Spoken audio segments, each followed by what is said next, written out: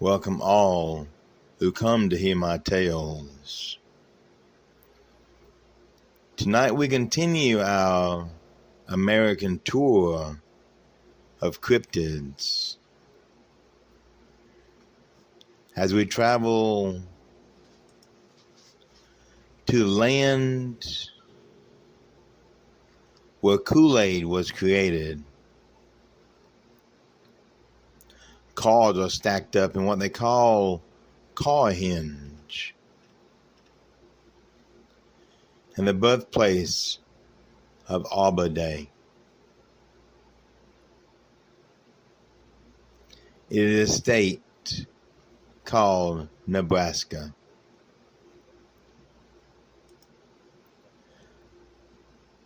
And our tale is an old one that started in 1895 in December, many years ago. But before we move on to tonight's video, I would like to thank all the views and likes my video from last week received. If you enjoy my content, subscribe and click the bell overhead so you know when I drop new videos as I continue exploring this country of ours and the creatures that hide in each state. Now on to tonight's tale. A vampire of Pine Ridge, Nebraska. In December of 1895, there was a series of vicious attacks against many herds of cattle, wildlife, and the men that tended to these creatures. The victims would be found dead. And not only were they lacking in blood, but physically torn apart. It seemed the attacker would attack even the largest animal, ripping it to shreds with his bare hands. Such a creature with so much strength was no doubt supernatural in origin. It even attacked a young cowhand by the name of Jack Lewis. He survived. And shortly after that, the creature stopped attacking livestock, people, and wildlife.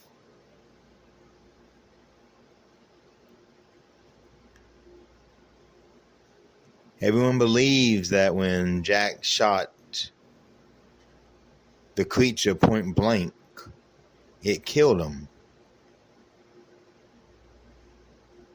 But no one ever found the body. Which brings us to tonight's tale. My name is Joe. And when I was in high school, we moved to a house in Nebraska near Pine Ridge.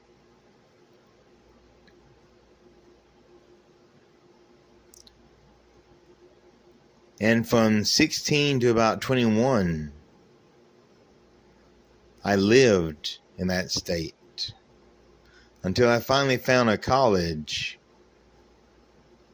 to go be a part of. I never looked back.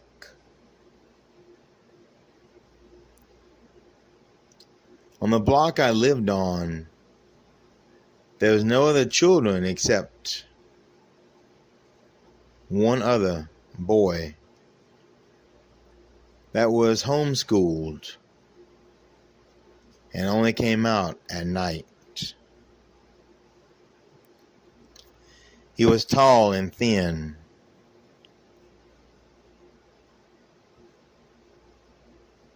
and let's call him Sam. Sam's reason for being homeschooled was he was an insomniac, which means he couldn't sleep at night, which would explain why I never saw him out during the day, except only a couple of times in the years I knew and hung out with him.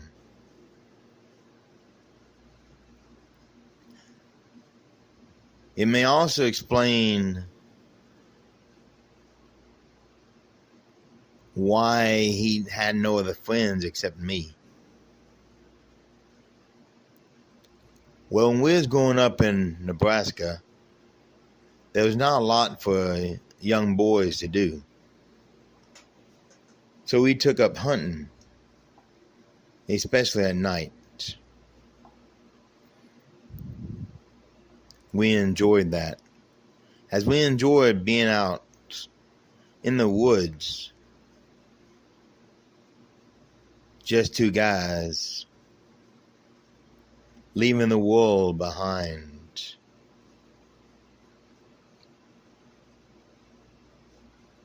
I was jealous of his parents, though, as they let Sam have wine, red wine to be exact. And although my parents did not approve, I was informed that across seas, many children have wine with their meals, as there really is no age limit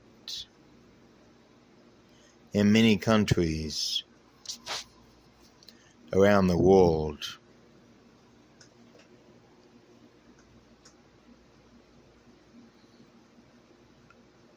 With that said, the woods were always quiet and peaceful. It was dark, just us.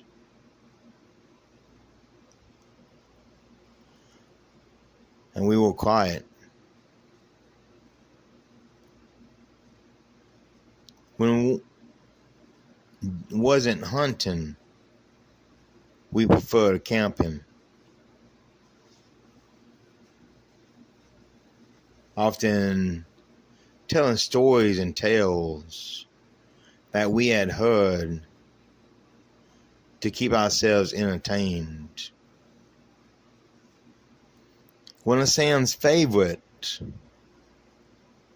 was about a vampire that would attack people back in 1895. He seemed to really enjoy telling that story.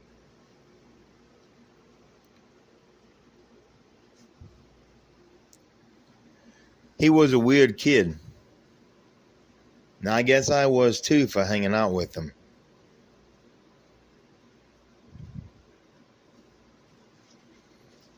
But we were friends, and that's what counted.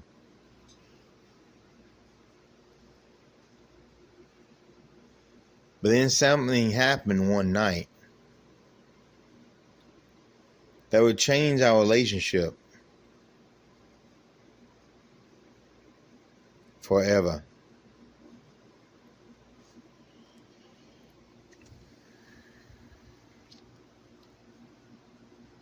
I was getting close to leaving,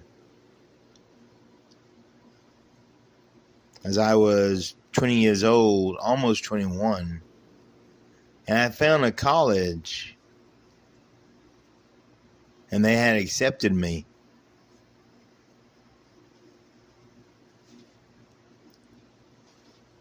So this would probably be our last hunting trip together. Now, Nebraska has its share of wildlife. Occasionally, you'll see a black bear, some elk and deer. But one of the most dangerous things out there in those woods are the mountain lions. The bad thing is, you don't really see them until it's too late.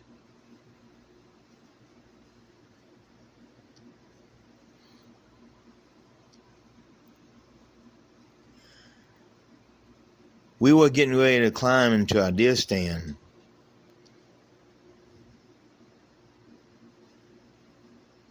I was below mine, and Sam's was only a few yards south of me. Close enough that if we yelled or made a noise, the other wouldn't hear it and come to see if everything was okay.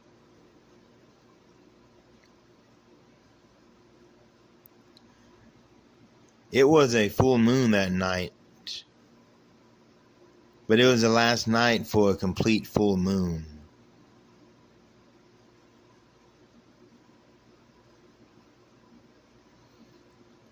I remember kneeling on the ground, checking my pack and my ammo just before I climbed into a tree stand.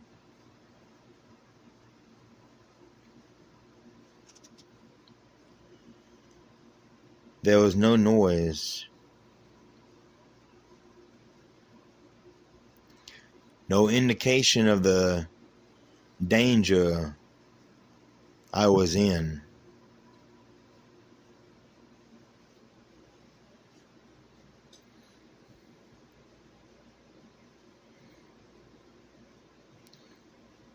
And the attack was quick, without mercy.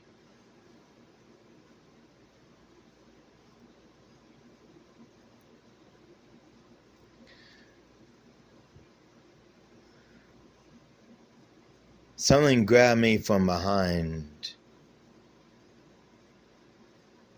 trying desperately to bite my neck and skull. As I tried to fight it off,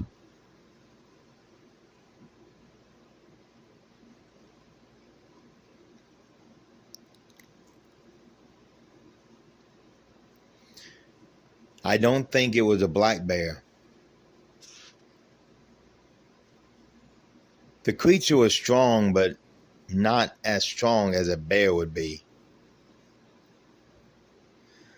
But those teeth and those claws were tearing me to pieces as I desperately tried to protect my head and neck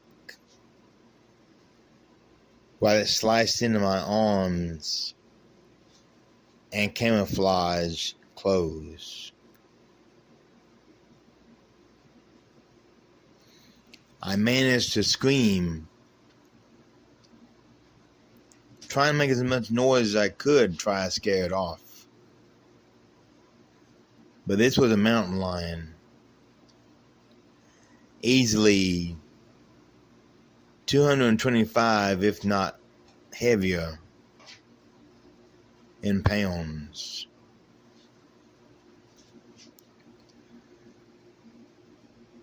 and it was tearing me apart.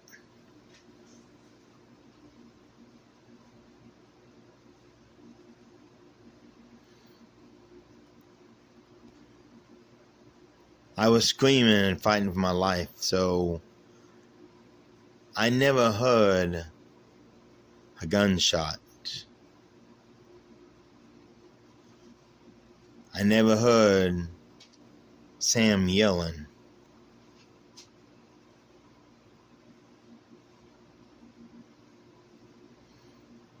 All I heard and felt was an ice cold breeze, as if I opened up a refrigerator door or the door to a freezer.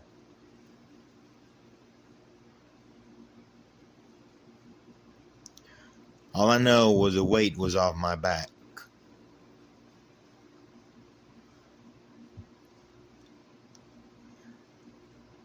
I rolled away as best I could, still clutching my head and neck, and I struggled to see what was going on.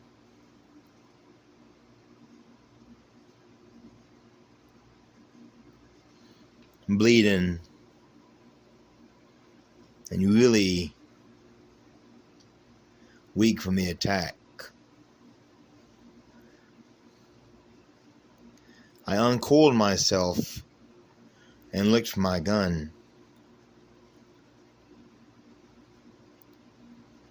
What I saw chilled me to the bone more than the cold breeze did a few minutes ago.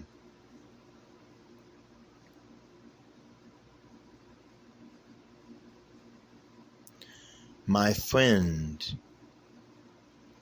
that I have known now for several years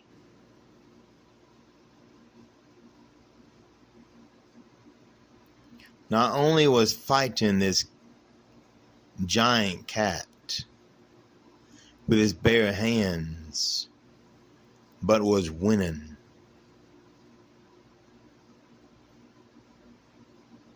He lifted the creature up,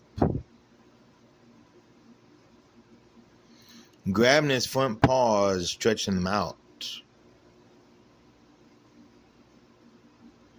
and literally tore those legs off the animal. It screamed in pain as it sliced into his stomach with its hind legs.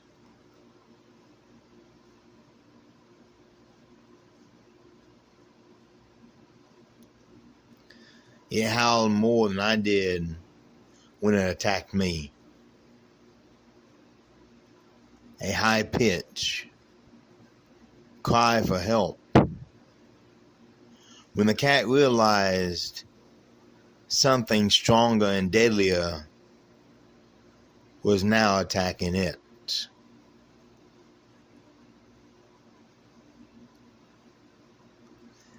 The screams didn't last long, though.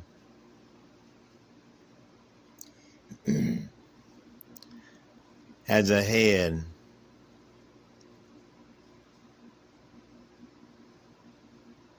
well, let me explain. The neck was snapped and the head was torn from the body.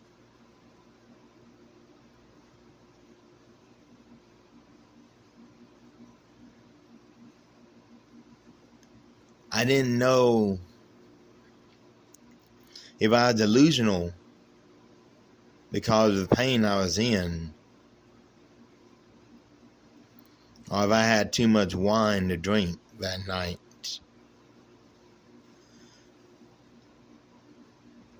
But from what I was seeing, my friend Sam was not human.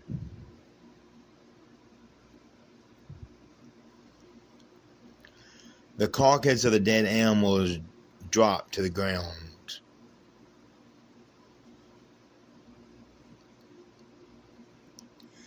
He turned and looked at me.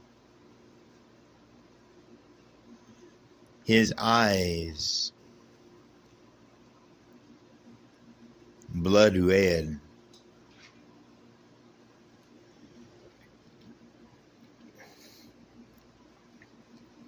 And for an instant, his mouth was open, and I could see sharp, pointed teeth.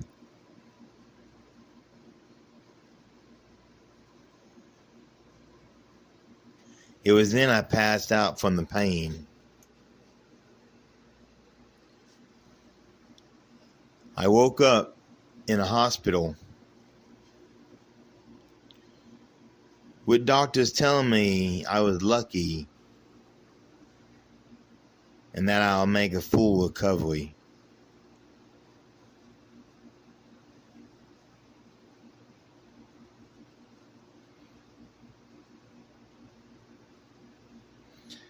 I tried to explain things to my parents, but like everyone else, they thought I was delusional because of the pain and experience I had.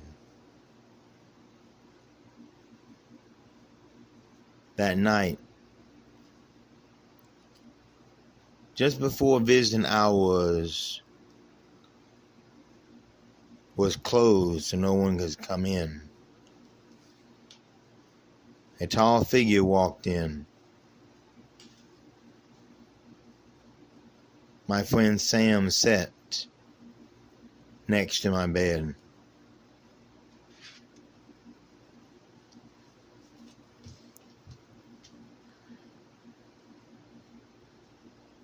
I didn't know what to say to him. So the only thing I could say was thank you.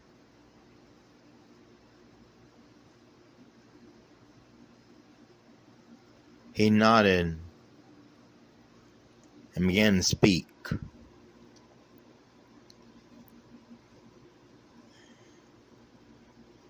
He told me what I already knew, that he was not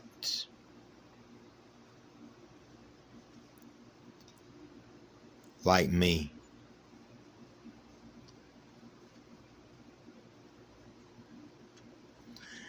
And he had been 20 years old for a very long time.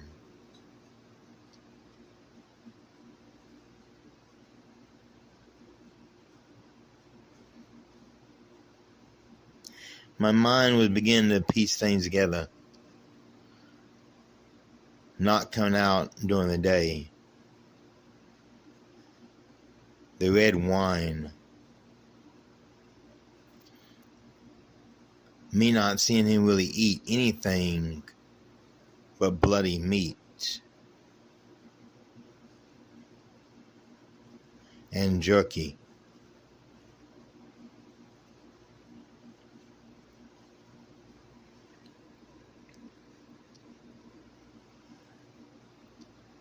So I simply asked him,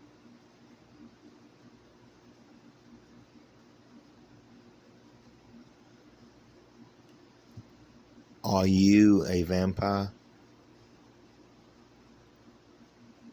I was expecting him to laugh and call me stupid and tell me like everybody else told me that I was being delusional.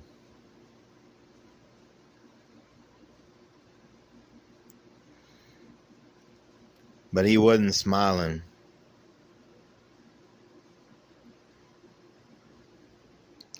He wasn't laughing.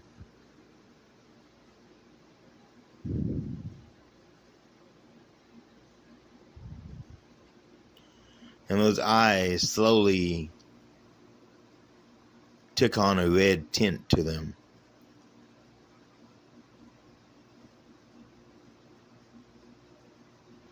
He simply nodded.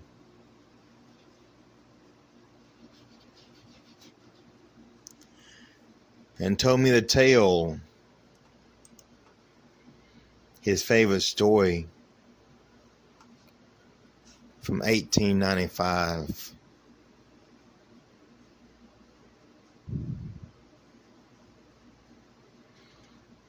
How he knew Jack Lewis.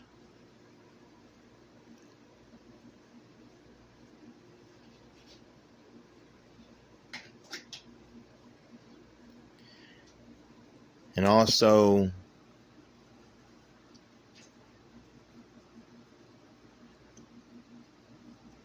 I would never see him again.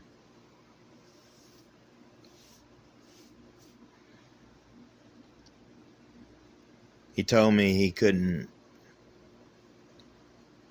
stay friends with me. And I had my whole life ahead of me.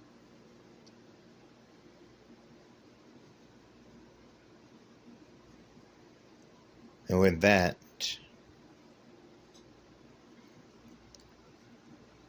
he walked toward the window.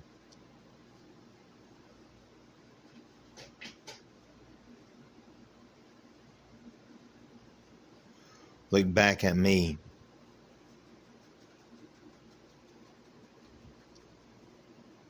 Opened it.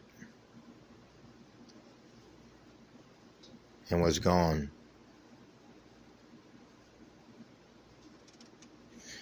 A few days later, when I got out, I went to his house, knocked on the door.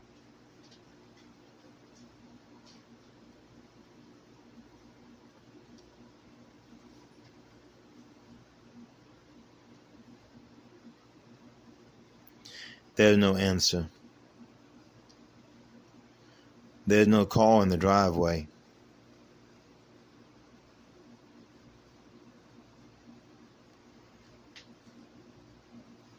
When I looked through the windows, the furniture was gone.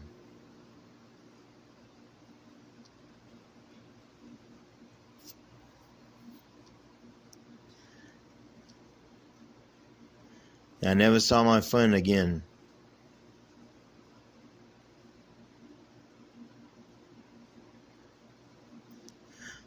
On quiet nights, I wonder what happened to him.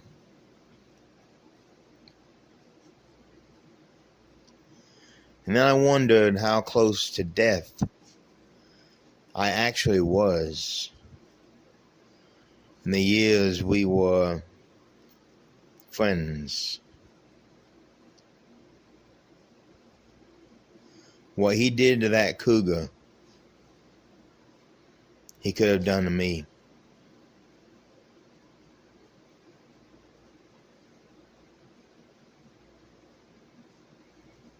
Easily.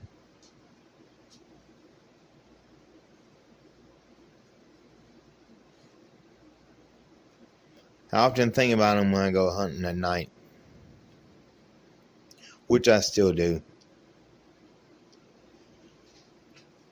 when I can.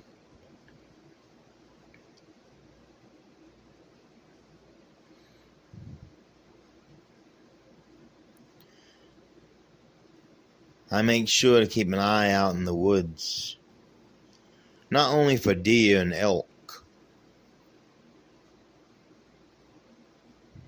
but one day, one night,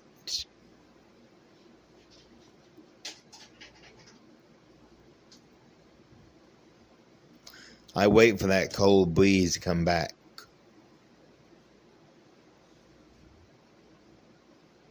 And I look for red glowing eyes.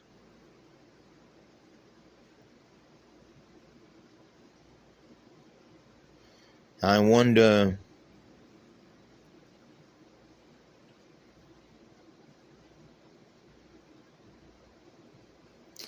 how much danger I would be in if I saw my friend again.